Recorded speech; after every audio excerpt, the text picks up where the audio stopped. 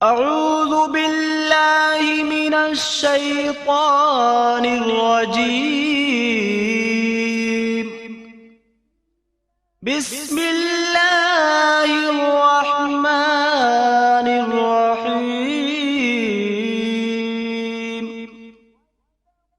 واتقوا یوما لا تجزی نفس عن نفس شيئا ولا يقبل منها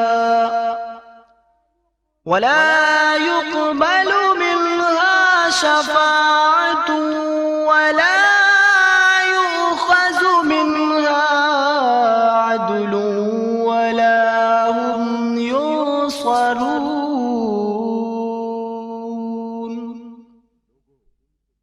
لوگو، اس دن سے ڈرو کہ جس دن کوئی کسی کے کام نہ آئے گا اور نہ کسی کے حق میں کسی کی سفارش قبول ہوگی اور نہ کسی کی طرف سے کچھ بدلہ قبول کیا جائے گا اور نہ کسی کو کسی کی جانب سے کچھ امداد پہنچے گی۔ برادران اسلام، جس طرح انسانوں اور جنات کی عمر مقرر ہے اسی طرح اس عالم کی عمر بھی مقرر ہے۔ جب اس عالم کی عمر تمام ہوگی اچانک اس کے مجموعے کو موت آ جائے گی۔ افراد کے چلے جانے کی موت اور پورے عالم کے ختم ہو جانے کو قیامت کہتے ہیں۔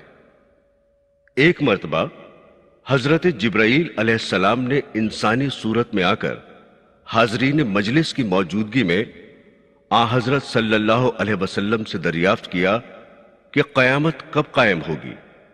تو ان کے اس سوال کے جواب میں آن حضرت سید عالم صلی اللہ علیہ وسلم نے ارشاد فرمایا، اس بارے میں سوال کرنے والے سے زیادہ اس کو علم نہیں جس سے سوال کیا گیا ہے، یعنی اس بارے میں ہم اور تم دونوں برابر ہیں، نہ مجھے اس کے قائم ہونے کے وقت کا علم ہے اور نہ تم کو ہے۔ ایک مرتبہ جب لوگوں نے آن حضرت سرور عالم صلی اللہ علیہ وسلم سے پوچھا کہ قیامت کب آئے گی، تو اللہ جل شانہ کی طرف سے حکم ہوا، آپ فرما دیجئے کہ اس کا علم صرف میرے رب ہی کے پاس ہے، اس کے وقت پر اس کو سوائے اللہ تعالیٰ کے کوئی ظاہر نہ کرے گا۔ آسمان و زمین میں بڑا بھاری حادثہ ہوگا، وہ تم پر محض اچانک آ پڑے گی۔ وہ آپ سے اس طرح پوچھتے ہیں جیسے کہ آپ اس کی تحقیقات کر چکے ہیں۔ آپ فرما دیجئے کہ اس کا علم صرف اللہ کے پاس ہے، لیکن اکثر لوگ نہیں جانتے۔ حضرت عبداللہ بن مسعود رضی اللہ تعالی عنہ سے روایت ہے کہ حضرت رسول کریم صلی اللہ علیہ وسلم نے ارشاد فرمایا کہ قیامت بدترین مخلوق پر قائم ہوگی۔ نیز ارشاد فرمایا کہ اس وقت تک قیامت قائم نہ ہوگی جب تک زمین میں اللہ اللہ کیا جاتا رہے گا۔ یہ بھی ارشاد فرمایا کہ قیامت کسی ایسے شخص پر قائم نہ ہوگی جو اللہ اللہ کہتا ہوگا۔ حضرت عبداللہ بن عمر رضی اللہ تعالی عنہ سے روایت ہے کہ آن حضرت صلی اللہ علیہ وسلم نے ارشاد فرمایا کہ دجال کو قتل کرنے کے بعد حضرت عیسیٰ علیہ السلام 7 برس لوگوں میں رہیں گے۔ اس دور میں 2 آدمیوں کے درمیان ذرا دشمنی نہ ہوگی، پھر اللہ تعالیٰ ملک شام کی طرف سے ایک ٹھنڈی ہوا بھیج دیں گے جس کی وجہ سے تمام مومن ختم ہو جائیں گے، پھر بدترین لوگ رہ جائیں گے اور وہ بت پرستی میں مصروف ہوں گے اور ان کو خوب رزق مل رہا ہوگا اور اچھی زندگی گزر رہی ہوگی کہ سور پھونک دیا جائے گا۔ حضرات گرامی، سور ایک سینگ ہے جس میں پھونکا جائے گا۔ سور کی آواز سبھی سنیں گے، جو سنتا جائے گا دہشت کے سبب حیران ہو کر ایک طرف کو گردن جھکا دے گا اور دوسری طرف کو اٹھا دے گا۔ پھر فرمایا کہ سب سے پہلے جو شخص اس کی آواز سنے گا وہ ہوگا جو اونٹوں کو پانی پلانے کا حوض لیپ رہا ہوگا۔ یہ شخص سور کی آواز سن کر بے ہوش ہو جائے گا اور پھر سب لوگ بے ہوش ہو جائیں گے۔ پھر خدا ایک بارش بھیجے گا جو شبنم کی طرح ہوگی، اس سے آدمی اگ جائیں گے، یعنی قبروں میں مٹی کے جسم بن جائیں گے۔ پھر دوبارہ سور پھونکا جائے گا تو اچانک سب کھڑے دیکھتے ہوں گے۔ اس کے بعد اعلان ہوگا کہ اے لوگو چلو اپنے رب کی طرف، اور فرشتوں کو حکم ہوگا کہ ان کو ٹھہراؤ، ان سے سوال ہوگا۔ پھر اعلان ہوگا کہ اس سارے مجمع سے دوزخیوں کو علیحدہ کر دو۔ اس پر دریافت کیا جائے گا اللہ جل شانہ سے کہ کس تعداد میں کتنے دوزخی نکالے جائیں۔ جواب ملے گا کہ فی 1999 دوزخی نکالو۔ اس کے بعد حضرت سید عالم صلی اللہ علیہ وسلم نے فرمایا کہ یہ وہ دن ہوگا کہ جس کی ہیبت اور دہشت سے بچے بوڑھے ہو جائیں گے، اور یہ دن بڑا ہی مصیبت کا ہوگا۔ قرآن حکیم میں ارشاد ہوا ہے، اور سور میں پھونکا جائے گا سو بے ہوش ہو جائیں گے جو بھی آسمانوں اور زمین میں ہے، سوائے ان کے جنہیں اللہ چاہے گا۔ دوبارہ سور میں پھونکا جائے گا تو وہ فوراً کھڑے ہو جائیں گے ہر طرف دیکھتے ہوئے۔ آیات قرآنیہ اور احادیث نبویہ میں 2 مرتبہ سور پھونکے جانے کا ذکر ہے۔ پہلی مرتبہ سور پھونکا جائے گا تو سب بے ہوش ہو جائیں گے، پھر زندے تو مر جائیں گے، اور جو مر چکے تھے ان کی روحوں پر بے ہوشی کی کیفیت طاری ہو جائے گی۔ اس کے بعد دوبارہ سور پھونکا جائے گا تو مردوں کی روحیں ان کے بدنوں میں واپس آ جائیں گی، اور جو بے ہوش تھے ان کی بے ہوشی چلی جائے گی اور افاقہ ہو جائے گا۔ اس وقت کا عجیب و غریب حال دیکھ کر سب حیرانی سے تکتے ہوں گے، اور خداوند کریم کی بارگاہ میں پیشی کے لیے تیزی کے ساتھ حاضر کیے جائیں گے۔ حضور خداوندی میں 14 طبق کے دیوانی اور فوجداری مقدمات پیش ہونے کا یہی ایک دن ہے جس کی صبح سے شام پورے 50,000 برس میں ہوگی، جس کی سختی اور گھٹن سے تمام خاصان خدا اور تمام انجام سوچنے والوں کے پتے پانی ہو کر بہہ جائیں گے، کیونکہ اس دن مال و اولاد کچھ کام نہ آئے گی، بلکہ دنیا میں اگر ان کی وجہ سے یاد الہی میں غفلت ہوئی ہے تو مال اور اولاد وبال جان ہو جائے گی، جس کی دہشت ناک مثال یہ ہے کہ ایک پیغمبر علیہ السلام نے کئی ہزار برس کے بعد حضرت نوح علیہ السلام کے فرزند حضرت سام علیہ السلام کو اپنی قوم کے دکھانے کے لیے ازروئے معجزہ زندہ کیا، تو سام علیہ السلام ابن نوح علیہ السلام تھر تھر کانپتے ہوئے اور سفید داڑھی اور سفید سر کے بال لیے قبر سے نکلے۔ پیغمبر علیہ السلام نے ان کے سفید بال دیکھ کر از راہ تعجب فرمایا کہ اے سام، تمہارے زمانے میں سفید بال کہاں ہوتے تھے؟ یہ تو تمہارے بعد حضرت ابراہیم علیہ السلام کے وقت سے دنیا میں لوگوں کے سفید بال ہونے شروع ہوئے تھے، پس یہ تمہارے سفید بال کیسے ہو گئے، اور تم یہ اس قدر کیوں کانپ رہے ہو؟ حضرت سام علیہ السلام نے جواب دیا کہ جب میری قبر شق ہوئی اور میں اس میں سے باہر نکلا تو میں یہ سمجھا کہ میدان محشر قائم ہو گیا ہے، اور میں حساب کتاب کے لیے اٹھایا گیا ہوں، جس کی دہشت نے میرے سیاہ بالوں کو سفید کر دیا اور میں کانپتا ہوا اٹھا۔ حضرات گرامی، سب سے پہلے جناب رسول خدا صلی اللہ علیہ وسلم کی قبر شق ہوگی اور آپ مزار مقدس سے نکلیں گے۔ آپ کے بعد حضرت مسیح علیہ السلام، ان کے بعد تمام انبیاء و مرسلین اپنے اپنے مزاروں سے نکلیں گے، پھر صدیق و شہداء، پھر صالحین و عام مومنین، پھر جملہ مشرکین اور کافرین اپنے اپنے خاک ہونے کی جگہ سے اٹھیں گے، اور شدت ہول سے تمام مخلوق کی نظر آسمان کی طرف ہوگی اور سب برہنہ ہوں گے، کوئی کسی کی طرف نہ دیکھے گا، اور اگر کسی کی نظر کسی کی طرف پڑ بھی گئی تو وہ مارے دہشت اور خوف کے ایسی ہوگی جیسے صاحب نزع یا چھوٹے بچے کی نظر جملہ شہوات سے پاک ہوتی ہے۔ نیز تمام مخلوق اپنی قبروں اور اپنے خاکی مقاموں سے اٹھ اٹھ کر چلیں گے اور اس مقام پر خود سمٹ کر ٹھہر جائیں گے کہ جہاں سب کا حساب و کتاب ہونے والا ہے، اور جہاں عرش الہی نازل ہو کر حساب و کتاب کے بعد فرما برداروں کو اپنے سائے میں لے لے گا اور نافرمانوں کو جہنم کی طرف دھکیل دے گا۔ اس روز قسم پرسی کا عالم ہوگا جب تمام مخلوق ایک اس میدان عظیم میں جمع ہوگی کہ جہاں نہ کوئی درخت ہوگا نہ پہاڑ، بلکہ ایک نہایت صاف و شفاف چٹیل میدان ہوگا۔ اس وقت بحکم خداوندی سورج تمام مخلوق کے سروں سے 1 میل فاصلے پر آ کر استادہ ہو جائے گا، اور آسمان سے قسم قسم کی مہیب اور سخت ہولناک آوازیں مخلوق کے کانوں میں آنی شروع ہو جائیں گی، جو بجلی کی کڑک سے بھی زیادہ مہیب ہوں گی۔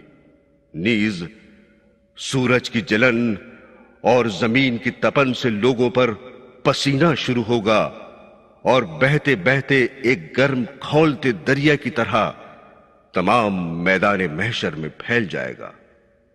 لیکن رحمت الہی کی ایک آن اتنا ضرور کرے گی کہ وہ پسینہ نیک بندوں کے صرف تلووں تک ہوگا، اور پھر وہ پسینہ اعمال کے مطابق ترقی نما ہوگا، کسی کے ٹخنوں تک، کسی کے گھٹنوں تک ہوگا، کسی کے ناف تک، کسی کے سینے تک، اور سب سے زیادہ کافروں کے ہونٹوں تک بطور لگام کے ہوگا، اور وہ گرم سینے کے ایک گرم دریا میں ڈوبتے ہوئے ہوں گے۔ یا الہی الامان و الامان۔ برادران اسلام، اسی حالت میں عرصہ دراز تک طرح طرح کی مہیب آوازیں اور کلیجہ پھاڑ دینے والی قسم قسم کی خوفناک صورتیں دیکھتے رہیں گے۔ کوئی کسی کی بات نہ پوچھے گا اور کوئی کسی کا داد و فریادی نہ ہوگا۔ جب اس قسم پرسی کے عذاب کو ایک عرصہ دراز گزر جائے گا تو آپس میں کہیں گے کہ ہم تو سنتے تھے کہ قیامت میں حساب و کتاب ہوگا، عرش کا سایہ ہوگا، حوض کوثر ہوگا، میزان عدالت قائم ہوگی، خدائے کریم اپنے بندوں سے حساب لے گا۔ یہاں تو کوئی حساب ہے، نہ کتاب ہے، نہ داد ہے، نہ فریاد ہے، ایک عجیب قسم پرسی کا عالم ہے۔ پھر پورے 1000 برس بعد حضرت آدم علیہ السلام صفی اللہ کو ایک جگہ کھڑا ہوا پائیں گے، جن کے سامنے بہت کچھ رو دھو کر کہیں گے کہ للہ ہمیں بخشوائیے کہ آپ ہمارے باپ ہیں اور ہم آپ کی اولاد ہیں۔ حضرت آدم علیہ السلام صاف جواب دیتے ہوئے یہ فرمائیں گے کہ اے میری اولاد، آج ذات خداوندی نہایت غیظ و غضب میں ہے، آدم کی مجال نہیں کہ کسی کی سفارش کر سکے۔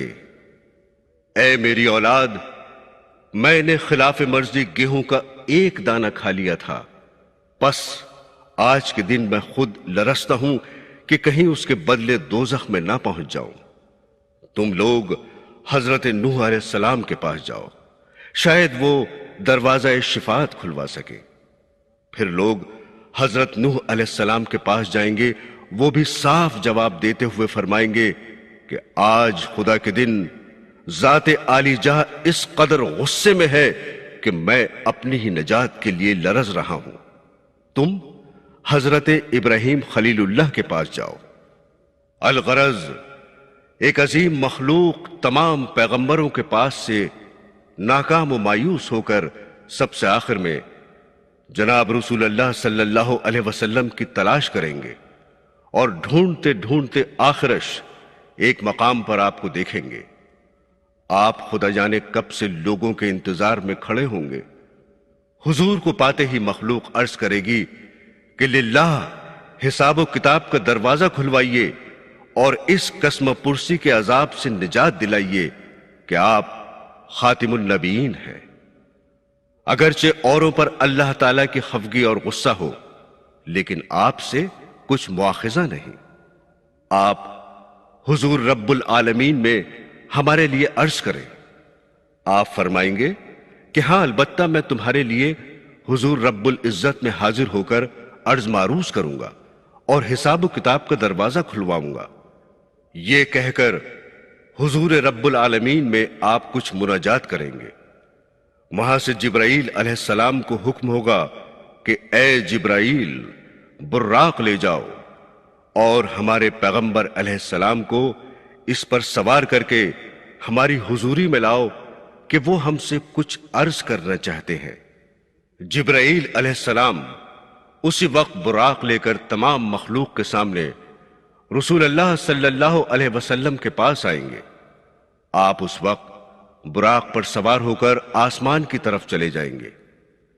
اس کے آگے آپ ایک صحیح حدیث میں فرماتے ہیں کہ میں حضور رب العزت میں پہنچ کر پورے 7 رات 7 دن کی مقدار میں ایک طویل سجدہ کروں گا، اور اس سجدے میں اس معبود ذوالجلال کی اس قدر صفت و ثنا بیان نہ کی ہوگی جو میں اس کی سجدے میں بیان کروں گا۔ جب میری فریاد و مناجات انتہا کو پہنچ جائے گی تو مولا ذوالجلال کا غیظ و غضب رحمت کی طرف مائل ہوگا اور مجھ سے ارشاد فرمائے گا کہ اے نبی اپنا سر سجدے سے اٹھاؤ، میں جانتا ہوں کہ صفت و ثنا بیان کرنے سے جو تمہارا مقصود ہے، اور وہ یہ ہے کہ تم حساب و کتاب کا دروازہ کھلوانا چاہتے ہو اور شفاعت کی درخواست لائے ہو۔ اچھا، ہم اب تمہاری شفاعت کی درخواست کو منظور فرماتے ہیں اور اپنا تخت اجلاس زمین پر جلوہ آرا کرتے ہوئے اور مخلوق سے ان کے حساب و کتاب شروع کرتے ہیں۔ یہ حکم عالی سن کر رسول کریم صلی اللہ علیہ وسلم اسی براق پر سوار ہو کر زمین پر تشریف لائیں گے۔ مخلوق آپ سے دریافت حال کرے گی، جو کچھ وہاں گزری تھی بیان کریں گے، اور حساب و کتاب کا دروازہ کھلنے اور عرش رب عظیم کے زمین پر نازل ہونے کی خبر سنائیں گے۔ حضرات گرامی، حضرت صلی اللہ علیہ وسلم کی شفاعت ضرور ہوگی، اور حدیثوں میں جو کچھ آیا ہے سب حق اور درست ہے، لیکن شفاعت کے بھروسے پر عمل نیک نہ کرنا اور گناہوں میں مبتلا رہنا بڑی نادانی ہے۔ اب کون سا گنہگار اور نیک عمل سے خالی یہ کہہ سکتا ہے کہ میں دوزخ میں ہرگز نہ جاؤں گا اور بلا عذاب و حساب جنت میں پہنچ جاؤں گا؟ کوئی بھی یہ دعویٰ نہیں کر سکتا۔ پھر گناہوں پر جرأت کرنا اور نیکیوں سے خالی ہاتھ رہنا کون سی سمجھداری ہے؟ برادران اسلام، حضرت صلی اللہ علیہ وسلم کی شفاعت کی درخواست کی منظوری کے بعد 7 آسمانوں کے فرشتے تسبیح الہی کرتے ہوئے، جن میں ہر آسمان سے دوسرے آسمان کے فرشتے کی نورانیت اور تسبیح الہی کی گرج یا آواز ہولناک بہت زیادہ بڑی ہوئی ہوگی، تمام مخلوق پر 7 حلقے ڈال کر استادہ ہو جائیں گے۔ آگے مولا فرماتا ہے، اے تمام جن و انس، اگر تم کچھ جان رکھتے ہو تو زمین آسمان کے کناروں سے نکل جاؤ، پس ہرگز نہ نکل سکو گے۔ اس کے بعد فرشتوں کے 7 حلقے تسبیح الہی بند کر کے بالکل خاموش ہو جائیں گے۔ پھر یکایک اس بحر میدان میں حضرت اسرافیل علیہ السلام کو سور میں پھونکنے کا حکم ہوگا، جس سے واقعی تمام مخلوق بے ہوش ہو جائے گی۔ پس اس غشی اور بے ہوشی کے عالم میں خدائے رحمان کا عرش زمین پر جلوہ افروز ہوگا۔ پھر دوبارہ سور میں پھونکنے کا حکم ہوگا، جس سے تمام مخلوق کو افاقہ ہوگا اور اب جو آنکھیں کھول کر لوگ دیکھیں گے کہ اس تپتے ہوئے سورج کا نام و نشان نہیں، بلکہ نور عرش سے تمام میدان حشر روز روشن سے کہیں زیادہ روشن ہے، اور عرش الہی سامنے موجود ہے کہ اس کی مثال اور تشبیہ ممکن نہیں کہ دی جا سکے۔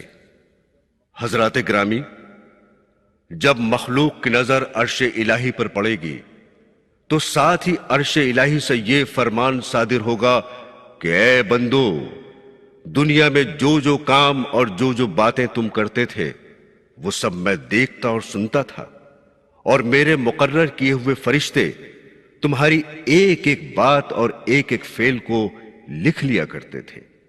بس خبردار ہو جاؤ کہ آج تم پر ایک سوئی کے ناکے کی برابر بھی ظلم نہ کیا جائے گا، اور صرف تم کو تمہارے اعمال نامے دکھائے جائیں گے۔ لہذا جو شخص اپنے اعمال نامے میں نیکیاں زیادہ لکھی ہوئی دیکھے وہ ہمارا شکریہ ادا کرے، اور جو اپنے نامہ اعمال میں ہماری نافرمانیاں اور گناہ زیادہ دیکھے وہ مجھے نہیں بلکہ اپنے نفس کو ملامت کرے اور اپنے کیے کو پہنچے۔ اس کے بعد ملائکہ کو ارشاد ہوگا کہ دوزخ اور جنت کو حاضر کیا جائے تاکہ میرے بندے سزا اور جزا کے مقامات کو دیکھ لیں۔ میرے دینی بہنوں اور بھائیوں، جب میدان محشر میں جنت اپنی نعمتیں لے کر اور دوزخ اپنے عذاب لے کر حاضر ہو جائیں گی تو پھر حکم الہی صادر ہوگا کہ تمہاری تمام نیکیاں اپنی اپنی صورت بن کر ہماری سرکار میں حاضر ہوں۔ یہ حکم عالی ہوتے ہی سب سے پہلے سلام ایک پیاری صورت بن کر حضور خدا بندی میں حاضر ہو کر عرض کرے گا کہ اے مولا کریم، میں سلام ہوں، پس میرے لیے کیا ارشاد ہے؟ جواب ملے گا کہ اے سلام، میرے عرش کے سامنے استادہ ہو اور ٹھہر کہ آج اپنے بندوں سے تمام رد و قد اور تمام سوالات صرف تیرے متعلق کروں گا۔ پس جس نے تیرا ساتھ دیا اسے بخشوں گا، اور جس نے تجھ سے روح گردانی کی اسے عذاب نار میں داخل کروں گا۔ اس کے بعد نماز ایک پیاری سی صورت میں حاضر ہو کر عرض کرے گی کہ اے خدائے بے نیاز، میں نماز حضوری میں حاضر ہوں۔ ارشاد ہوگا کہ ہمارے عرش کے سامنے استادہ ہو اور ٹھہر کہ آج اپنے مسلمان بندوں سے تیرے متعلق سوالات کروں گا۔ پس جس نے تجھے اپنے دم کے ساتھ رکھا ہوگا اسے بخشوں گا، اور جس نے تجھے اپنے ساتھ نہ لیا ہوگا اسے دوزخ میں داخل کروں گا۔ اس کے بعد ماہ رمضان ایک خوبصورت شکل میں حاضر ہو کر عرض کرے گا کہ ماہ سیام یعنی آپ کا پیارا روزہ حضور میں حاضر ہے۔ ارشاد ہوگا کہ ہمارے عرش کے سامنے استادہ ہو اور ٹھہر کہ تیرے متعلق بھی ہم بہت سے بندوں سے سوالات کریں گے۔ اس کے بعد حج و زکوٰۃ حاضر ہوں گے، اور پھر درجہ بدرجہ تمام نیک اعمال اپنی مختلف اور پیاری صورتیں لے کر حاضر ہو جائیں گے۔ اس کے بعد ملائکہ کو حکم ہوگا کہ جملہ مخلوق کے اعمال نامے زمین آسمان کے بیچ میں معلق کر کے اڑا دیے جائیں۔ چنانچہ اسی وقت تمام اڑا دیے جائیں گے، جو اڑتے ہوئے گردان کبوتر کی طرح اپنے اپنے عمل کرنے والے کے پاس پہنچیں گے، اور قریب کے فرشتے ان اعمال ناموں کو لے لے کر اچھوں کے داہنے ہاتھ میں دیں گے، اور بروں کے کمر کے پیچھے سے ان کا بایاں ہاتھ نکال کر انہیں دیں گے۔ حضرات گرامی، اس کے بعد ہر ایک قوم اپنے اپنے پیشوا سمیت بلائی جائے گی، اور پورے 1,24,000 نبی اپنی اپنی امتوں کو لے کر جدا جدا اور الگ الگ یکے بعد دیگرے پیش ہوں گے۔ پھر ان میں جو اپنے اپنے نبی کے فرما بردار رہے ہیں ان کو عرش مولا کے سائے میں زر نگار کرسیوں پر بیٹھنے کی برابر اجازت ملتی رہے گی۔ جس میں مولا فرماتا ہے کہ فرما برداروں اور پرہیزگاروں کو ہم اپنی حضوری میں معزز مہمانوں کی طرح جمع کریں گے اور نافرمانوں یا خطا کاروں کو پیاسے اونٹوں کی طرح جہنم کی طرف ہانکیں گے، اور اس وقت کوئی کسی کی سفارش کرنے کا اختیار نہ رکھے گا، البتہ جس نے اللہ سے وعدہ نجات لے لیا پس وہ وعدہ اس کا شفیع ہوگا۔ حضرات گرامی، یہاں خدا سے وعدہ لینے کا یہ مطلب ہے کہ اس نے قرآن پاک اور دیگر آسمانی کتابوں میں نیک کردار لوگوں سے جا بجا وعدہ نجات فرمایا ہے، یعنی جو لوگ اللہ پر ایمان لائے اور اللہ کے لیے نیک عمل بھی کیے، یہی لوگ بہترین خلائق ہیں، اور انہی کو وہ جنت کے باغ ملیں گے جن کے نیچے نہریں جاری ہیں، اور ان باغوں میں وہ ہمیشہ ہمیشہ رہیں گے، یعنی اللہ ان سے خوش ہوگا اور وہ اللہ سے خوش ہوں گے۔ القصہ، تمام امتیں اور تمام قومیں اپنے اپنے پیغمبروں اور اپنے اپنے پیشواؤں کو آگے لیے ہوئے پروردگار عالم کی حضوری میں الگ الگ پیش ہوں گی، اور پیغمبروں کو جھٹلاتے ہوئے کہیں گی کہ انہوں نے ہمیں تیری توحید نہیں سکھائی اور آج کے دن کی پیشی سے ہمیں نہیں ڈرایا۔ پھر جب ان کے ہاتھ پاؤں ان کے خلاف گواہی دیں گے تب وہ قائل ہو کر سخت نادم اور پریشان ہوں گی، اور کہیں گی کہ اے پروردگار، اب ہماری آنکھیں کھلیں، اب ہمارے کان آشنا ہوئے، پس اب تو ہمیں دوبارہ دنیا میں بھیج کہ ہم وہاں جا کر نیک عمل کریں، اور اب ہم کو قیامت کا پورا پورا یقین ہوا۔ مولا فرماتا ہے، یہ وہ لوگ ہیں جو قیامت میں دوبارہ پیدا ہونے کو نہیں بلکہ اپنے پروردگار کی حضوری میں حاضر ہونے کو سرے سے مانتے ہی نہیں تھے۔ پس اے نافرمانو، آج کے دن تمہارا کوئی عذر قبول نہیں، کیونکہ بہت دنوں تمہیں مہلت ملتی رہی، اور جو جو کچھ سمجھانے کا حق تھا وہ تمہیں سمجھانے والوں نے سمجھایا، مگر تم نے ان کی ایک نہ سنی، اور اب تمہارا دنیا میں دوبارہ پیدا ہونا ناممکن ہے۔ حضرات گرامی، پیدائش آدم یا ابتدائے عالم سے جو بات آج تک ظاہر نہیں ہوئی تھی، آج اور اس وقت وہ بھرے محشر میں ظاہر ہوتی ہے، یعنی یہ کہ کوئی شخص کسی دوسرے کو یہ نہیں کہہ سکتا کہ یہ دوزخی ہے یا جنتی۔ پس آج اور اس وقت وہ لا علمی اور بے خبری کا پردہ اٹھاتا ہے، اور اب ہر شخص الگ الگ اور جدا جدا ہر ایک کو دیکھ لے گا کہ کون جنتی ہے اور کون دوزخی ہے۔ چنانچہ گھمسان پیشیوں کے دوران میں حضرت آدم علیہ السلام کو ندا ہوگی، حضرت آدم علیہ السلام لبیک کہتے ہوئے حاضر ہوں گے، ارشاد خداوندی ہوگا کہ آدم، میرے تمام بندے یا اپنی تمام اولاد کے 2 حصے کر دو، یعنی ایک حصہ جنت کے لیے اور ایک حصہ دوزخ کے لیے۔ آدم لرزتے کانپتے عرض کریں گے کہ کس تعداد اور کس شمار سے الگ کروں؟ ارشاد ہوگا 1000 میں سے 999 دوزخ کے لیے اور 1 جنت کے لیے۔ برادران اسلام، پھر مولا کریم ایک اور حکم صادر فرمائیں گے جس کا صرف مشرکین پر اثر پڑے گا، اور وہ سب کے سب چراغ پا ہو جائیں گے۔ مولا فرماتا ہے، قیامت کے روز تمام ان لوگوں کو ہم اپنے سامنے جمع کر کے فرمائیں گے کہ جو ہماری ذات و صفات میں شرک کرتے تھے، کہاں ہے وہ تمہارے ٹھہرائے ہوئے معبود جن کو تم اپنے خیال میں خدا کا شریک ٹھہراتے تھے؟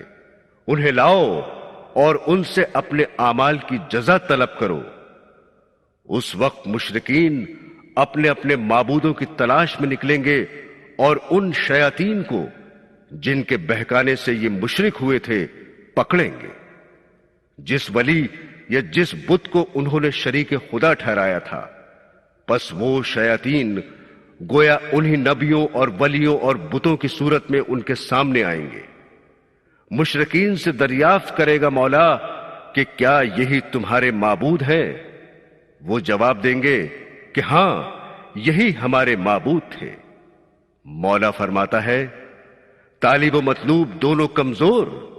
پھر فرشتے ان سے کہیں گے کہ اچھا اپنے ان معبودوں کو اپنے آگے لیے ہوئے کھڑے رہو اور پھر جہاں تمہیں یہ لے جائیں وہاں ان کے ساتھ جاؤ کہ یہ تم کو تمہارے اعمال کا اچھا بدلہ دیں گے۔ خاتم النبیین جناب رسول اللہ صلی اللہ علیہ وسلم فرماتے ہیں کہ قیامت میں 7 قسم کے لوگ عرش کے سائے میں ہوں گے، اور وہ نور کے ممبر اور نور کی کرسیوں پر بڑے اعزاز کے ساتھ بیٹھے ہوئے محشر کی جملہ کیفیات اور تمام مقدمات کی سیریں دیکھیں گے۔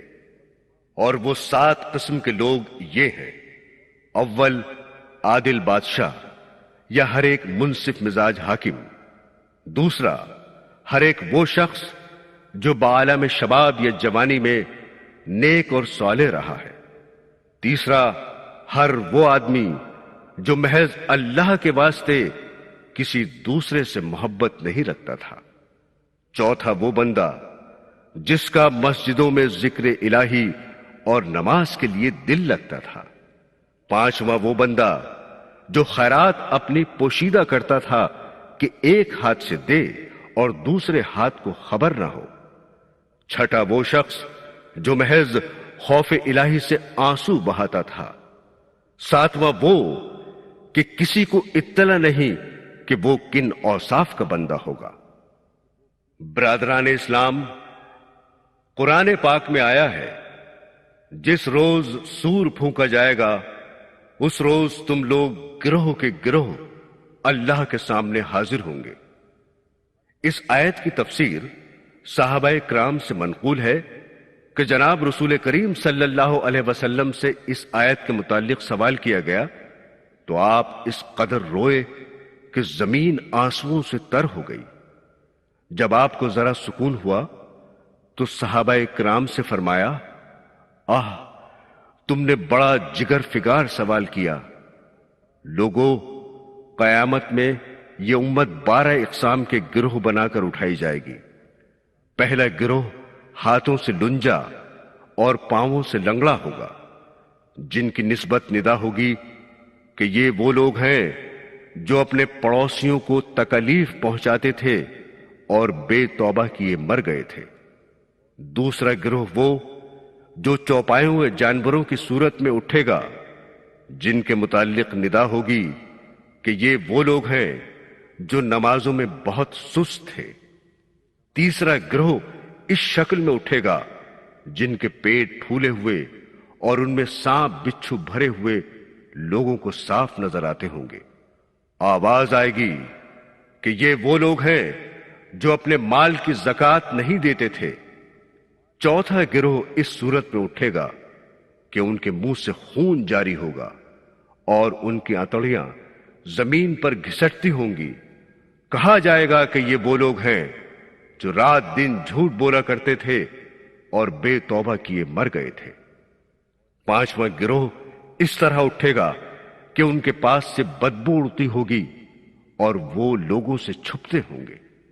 ندا ہوگی کہ یہ وہ لوگ ہیں جو برے کام کرنے میں اللہ سے نہیں بندوں سے ڈرا کرتے تھے۔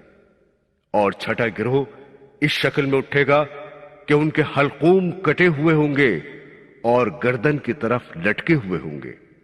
آواز آئے گی کہ یہ وہ لوگ ہیں جو جھوٹی گواہی دیتے تھے اور بے توبہ کیے مر گئے تھے۔ ساتواں گروہ اس شکل میں اٹھے گا کہ وہ منہ سے گونگے ہوں گے اور ان کی زبان سے خون بہتا ہوگا۔ آواز آئے گی کہ یہ وہ لوگ ہیں جو سچی گواہی دینے اور حق بات کہنے سے اپنی زبان بند رکھتے تھے۔ آٹھواں گروہ اس صورت میں اٹھے گا کہ ان کی شرم گاہوں سے پیپ اور لہو بہتا ہوگا۔ آواز آئے گی کہ یہ وہ لوگ ہیں جو زانی بدکار تھے اور بے توبہ کیے مر گئے تھے۔ نواں گروہ اس شکل میں اٹھے گا کہ ان کے کالے منہ، نیلی آنکھیں اور پیٹ میں انگارے بھرے ہوئے ہوں گے ندا ہوگی کہ یہ وہ لوگ ہیں جو یتیموں کے مال کھایا کرتے تھے اور بے توبہ کیے مر گئے۔ 10واں گروہ اس طرح اٹھے گا کہ وہ سخت کوہڑی اور جزامی ہوں گے، جن کی نسبت صدا ہوگی کہ یہ وہ لوگ ہیں جو والدین کی نافرمانی کرتے تھے اور بے توبہ کیے مر گئے تھے۔ 11واں گروہ اس صورت میں اٹھے گا کہ بیل کے سینگ کے برابر دانت اور ہونٹ سینے پر پڑے ہوں گے اور منہ سے نجاست نکلتی ہوگی۔ آواز آئے گی کہ یہ وہ لوگ ہیں جو شراب پیتے تھے اور توبہ کیے بغیر مر گئے۔ 12واں گروہ اس طرح ہوگا جن کے منہ 14ویں رات کے چاند کی طرح چمکتے ہوئے ہوں گے، جن کے بارے میں ندا ہوگی کہ یہ وہ لوگ ہیں جنہوں نے نیک کام کیے اور برے کاموں سے بچے اور نماز جماعت سے پڑھا کرتے تھے اور ہر حال میں توبہ کرتے رہتے تھے، جن کی نسبت مولا فرماتا ہے جو لوگ ایمان لائے اور نیک عمل بھی کرتے رہے ان کے لیے جنت الفردوس تیار ہے جن میں وہ ہمیشہ ہمیشہ رہیں گے۔ جناب رسول کریم صلی اللہ علیہ وسلم نے فرمایا کہ قیامت کے روز میری امت کا ایک شہید سب سے پہلے اللہ تعالی کی حضوری میں پیش ہونے کے لیے بلایا جائے گا۔ جب وہ حاضر ہوگا تو اللہ پاک اس سے فرمائے گا کہ دنیا میں نے تجھ پر کیا کیا احسانات کیے اور کیسی کیسی نعمتیں تجھ کو دیں۔ وہ شہید اعتراف و اقرار کرے گا کہ بے شک تو نے مجھ پر بڑے بڑے احسانات کیے۔ مولا فرمائے گا کہ پھر تو نے ان احسانات کا کیا بدلہ دیا، کیا حق ادا کیا؟ شہید عرض کرے گا کہ مولا اس سے زیادہ کیا ہوگا کہ میں نے تیری راہ میں شہادت دی۔ ارشاد ہوگا کہ اے شہید تو جھوٹا ہے، ہماری راہ میں شہید نہیں ہوا بلکہ تو اپنی قوم اور بہادری اور نام آوری کے لیے شہید ہوا، پس دنیا میں بہادر اور نام آور مشہور ہوا اور تو اپنی مراد کو پہنچا۔ جناب رسول اللہ صلی اللہ علیہ وسلم فرماتے ہیں کہ پھر ایک وہ عالم پیش ہوگا جس نے اپنی ساری عمر پڑھنے پڑھانے اور تلاوت قرآن پاک میں گزاری ہوگی۔ اللہ تعالیٰ اسے اپنے سامنے بلا کر فرمائے گا کیا میں نے دنیا میں تجھ کو فلاں فلاں نعمتیں نہیں دیں؟ عالم اقرار کرے گا اور کہے گا کہ بے شک تو نے بڑے بڑے احسانات فرمائے۔ ارشاد ہوگا کہ پھر تو نے ان احسانات کا کیا حق ادا کیا؟ عالم عرض کرے گا کہ مولا اس سے زیادہ اور کیا حق ادا ہوگا کہ میں نے اپنی تمام عمر تیرے پاک علم ہی کی خدمت میں گزار دی۔ ارشاد ہوگا اے عالم تو جھوٹا ہے، ہمارے لیے تو نے علم کی خدمت نہیں کی بلکہ تو نے اس لیے یہ کام کیا کہ لوگ تجھے بڑا عالم اور بڑا قاری کہیں، پس تو اپنی خواہش کے مطابق دنیا میں بڑا عالم اور قاری کہلا چکا۔ جناب رسالت مآب صلی اللہ علیہ وسلم فرماتے ہیں پھر ایک بڑا مالدار اور سخی حضور رب العزت میں پیش ہوگا جس سے اللہ تعالی تمام احسانات جتاتے ہوئے فرمائے گا کہ دنیا میں نے تجھے کیسی کیسی نعمتیں دیں اور کیا کیا انعام و اکرام فرمائے۔ مالدار اقرار کرتے ہوئے عرض کرے گا کہ بے شک تو نے مجھ پر بڑے بڑے احسانات فرمائے۔ ارشاد ہوگا اے مالدار اور اے سخی پھر تو نے ہمارے احسانات کا کیا حق ادا کیا؟ سخی عرض کرے گا کہ اے خدائے بے نیاز میں نے تمام اپنا مال اور دولت تیری رضامندی کے لیے تیرے تمام رستوں پر لٹا دیا اور دل کھول کر خرچ کیا۔ ارشاد ہوگا اے سخی تو جھوٹا ہے، ہماری رضامندی کے لیے تو نے خرچ نہیں کیا بلکہ صرف اس لیے تو نے دولت لٹائی کہ لوگ تجھے بڑا سخی اور بڑا فیاض کہیں۔ پس جس نیت سے تو مال خرچ کرتا تھا اس کا پھل تجھے مل گیا اور تو بڑا سخی اور بڑا فیاض مشہور ہو چکا۔ تو حضرات گرامی یہ ہیں وہ 3 قسم کے لوگ جن پر قیامت میں سب سے پہلے جہنم کی آگ بھڑکائی جائے گی۔ برادران اسلام، تمام جن و انسان کے حساب و کتاب ہو جانے کے بعد عرش مولا سے روئے زمین کے جانوروں کو بلایا جائے گا۔ جب وہ سب کے سب حاضر ہو جائیں گے تو ان کے آپس کے مظالم کا انہیں بدلہ دلوایا جائے گا، یہاں تک کہ اگر کسی بے سینگ کی بکری کو سینگ والی نے مارا ہوگا تو بے سینگ والی کے سینگ عطا ہوں گے، جن سے وہ سینگوں والی سے اپنا بدلہ لے گی۔ جب ہر ایک مظلوم جانور اپنے ظالم سے بدلہ لے چکے گا تو اب چاند اور سورج اور ستاروں کی طلبی ہوگی۔ جب یہ بھی حاضر ہو جائیں گے تو جانوروں اور چاند اور سورج اور ستاروں سے کہا جائے گا، سب کے سب تم خاک ہو جاؤ ابھی، بس یہی ہے تم کو حکم ایزدی۔ حضرات گرامی، جب تمام بے دین و مشرکین اپنے اپنے اماموں اور اپنے اپنے معبودوں کو لیے ہوئے دوزخ کی طرف روانہ ہو جائیں گے تو اب میدان حشر میں صرف وہی باقی رہ جائیں گے جو اس کے سچے ماننے والے اور خدا پرست ہیں، نیز ان کے ساتھ کچھ مسلم گنہگار بھی ہوں گے۔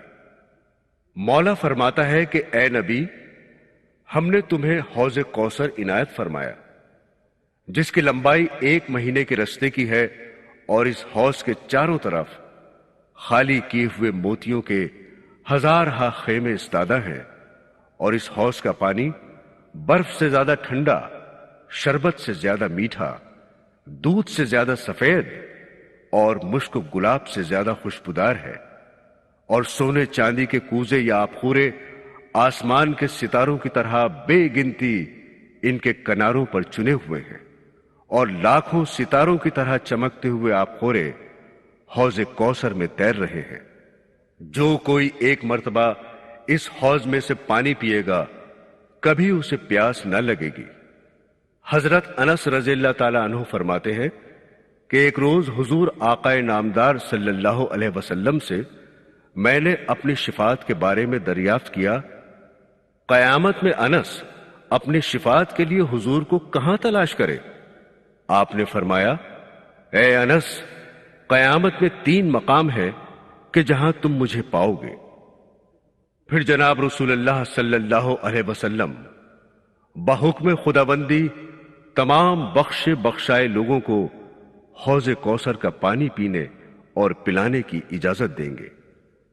جب حوض کوثر سے سیراب ہو کر صاحب ایمان بحکم ایزدی جنت کی طرف روانہ ہوں گے، اس وقت عرش الہی حجاب میں ہوگا، جس سے تمام لوگ محض اندھیرے میں کھڑے رہ جائیں گے، مگر ساتھ ہی ہر ایمان والے کو حسب مراتب نور کی شمع عنایت ہوں گی۔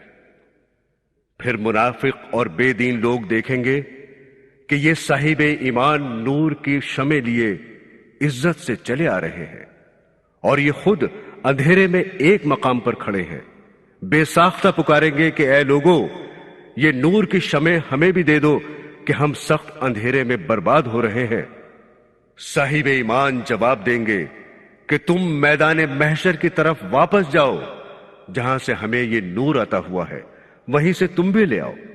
یہ سن کر منافق اور بے دین لوگ میدان محشر کی جانب واپس ہونے کا ارادہ کریں گے، جنہیں سخت اندھیرا نظر آئے گا، اور یہ مجبور ہو کر انہی صاحب ایمان لوگوں کی طرف پلٹیں گے اور ان کی روشنی کے پیچھے گرتے پڑتے چلیں گے۔ برادران اسلام، اب ذرا شفاعت کے منظر کو بھی دیکھ لیجیے۔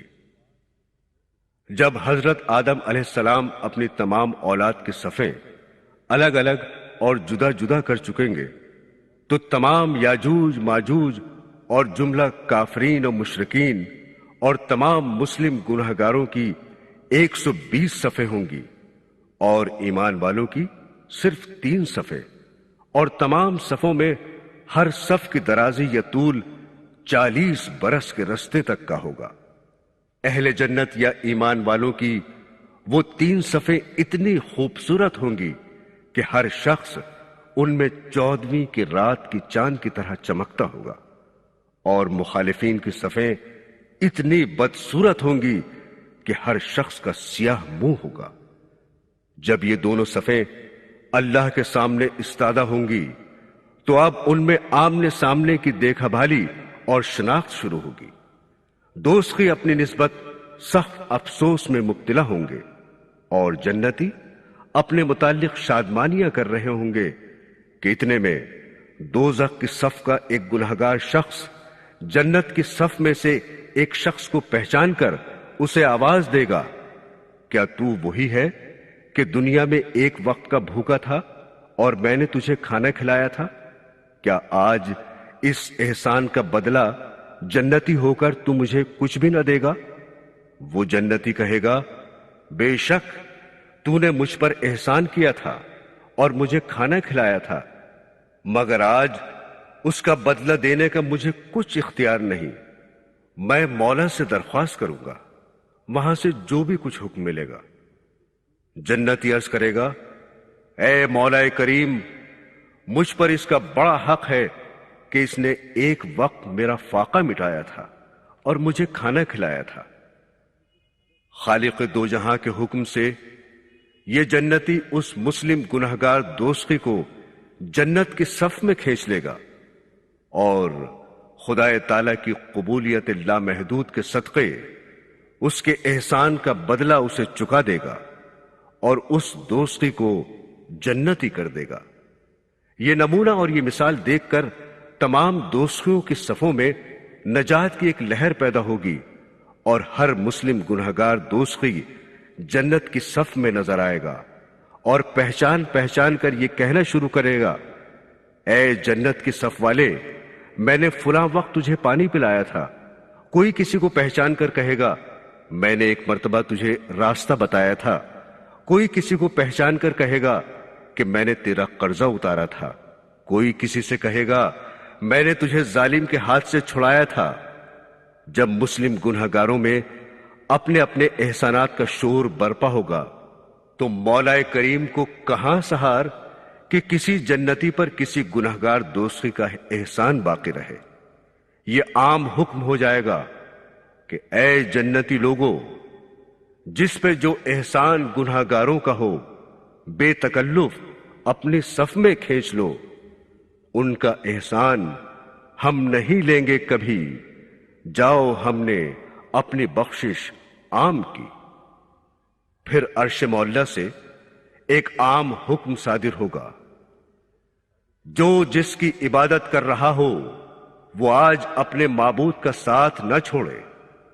اس کے بعد رب العزت فرماتا ہے کہ ہم فرشتوں کو یہ حکم دیں گے، جو لوگ دنیا میں نافرمانیاں کرتے رہے ہیں ان کو اور ان کے ساتھیوں کو، نیز خدا کے سوا جن معبودوں کو وہ پوچھتے رہے ہیں، ان سب کو ایک جگہ جمع کرو اور پھر ان سب کو دوزخ کی طرف لے جاؤ۔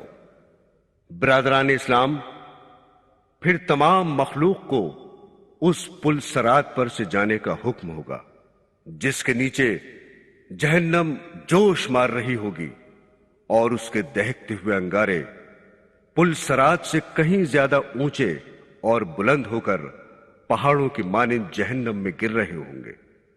پھر وہ انگارے نامعلوم کس کس کو اپنی دوزخ میں لے کر گریں گے۔ اس وقت تمام انبیاء اپنی اپنی امت کے لیے بے حد گریہ و زاری کرتے ہوں گے، اور جناب رسول اللہ صلی اللہ علیہ وسلم اپنی امت کے لیے فرماتے ہیں کہ خداوند میری امت کو صحیح و سالم پل صراط پر سے اتار دے۔ رب العالمین انہیں سلامتی کے ساتھ پل صراط پر سے گزار دے۔ پس جملہ مخلوق پل صراط پر چلنا شروع کرے گی، یہاں تک کہ ہر نفس اس پر سوار ہو جائے گا۔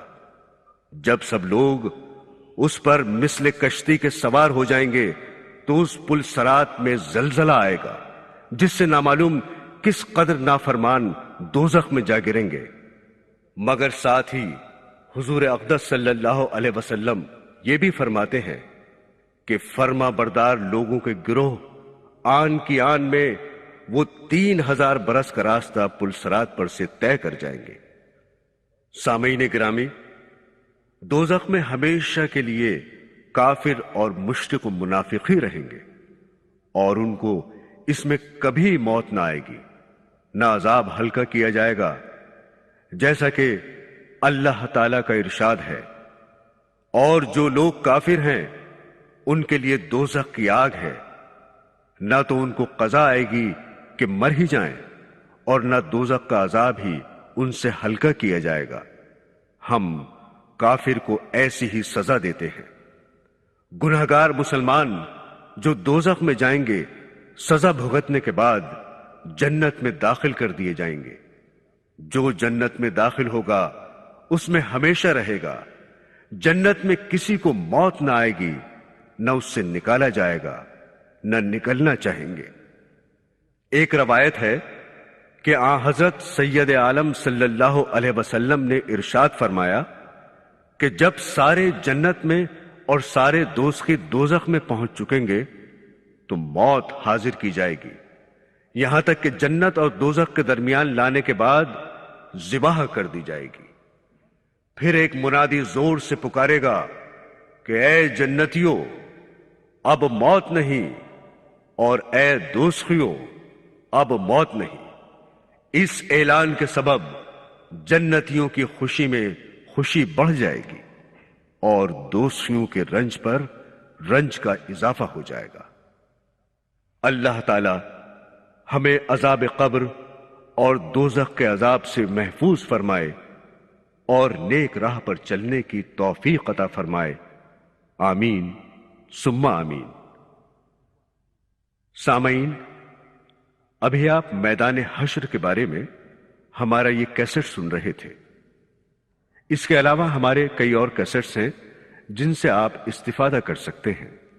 مثلا 6 گنہگار عورتیں، ٹی وی اور عذاب قبر، مرنے کے بعد کیا ہوگا، قیامت کب آئے گی، خدا کی جنت، اسلام میں عورت کا مقام، وغیرہ وغیرہ۔